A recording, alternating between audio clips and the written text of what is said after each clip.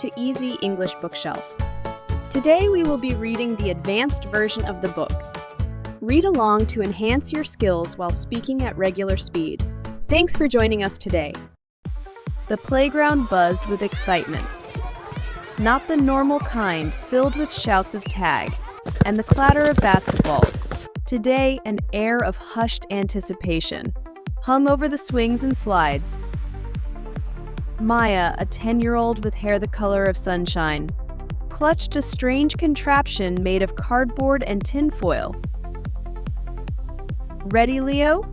she asked her best friend, a lanky boy with a mop of brown hair. Leo, peering excitedly through a shoebox with a plastic film, stretched tautly across its opening, ready as I will ever be for a sun-eating monster. Their teacher, Miss Garcia, a woman with a smile as bright as a sunflower, cleared her throat. "All right, class, gather around. Today we are witnessing a rare event, a solar eclipse." A collective gasp arose from the students. Maya had heard whispers about the eclipse, of the sun being swallowed by a giant space shadow. But seeing the excitement on Miss Garcia's face turned the whispers into a thrilling reality. Miss Garcia held up a strange black glass device. "This is a special solar filter. It allows us to safely look at the sun during the eclipse. Remember, looking directly at the sun without protection can damage your eyes." As Miss Garcia passed the filter around, Maya peered through it. The sun, usually a dazzling white orb, was transformed into a fiery circle. Maya thought, "Soon the sun-eating monster will appear, and we will see the sun disappear from the sky." "This darkness is caused by the moon," Miss Garcia explained. "The moon, which normally orbits Earth, will pass directly between us and the sun. For a short time, the moon's shadow will fall on Earth, blocking out the sun's light."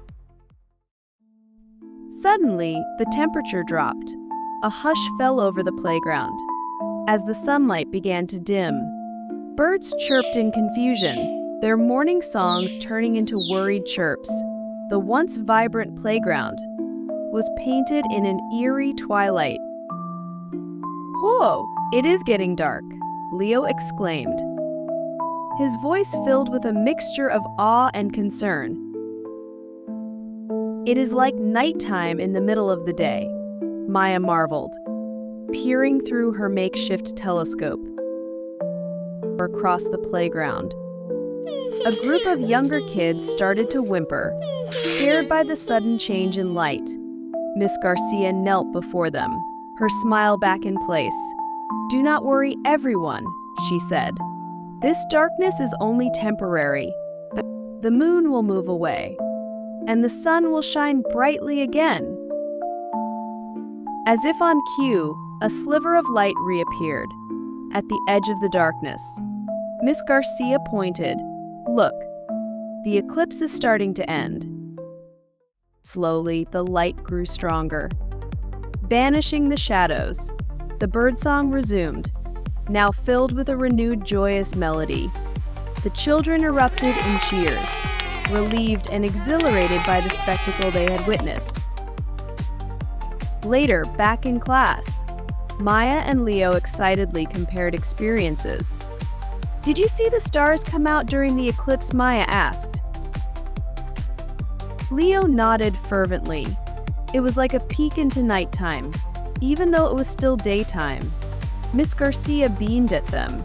"The eclipse is a reminder of the amazing dance between the sun, moon, and Earth. It is a show that happens only sometimes, but it reminds us of the wonder that exists in our universe."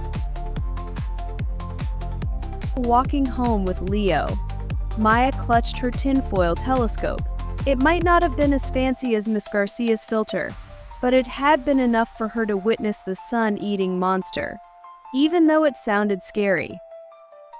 The eclipse had turned into a memory she would treasure, a day when the sun took a short nap, and the world held its breath in awe.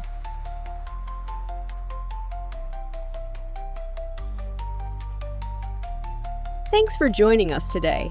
We hope you learned something new. Please hit the like button and subscribe to the channel for another fun lesson. See you tomorrow!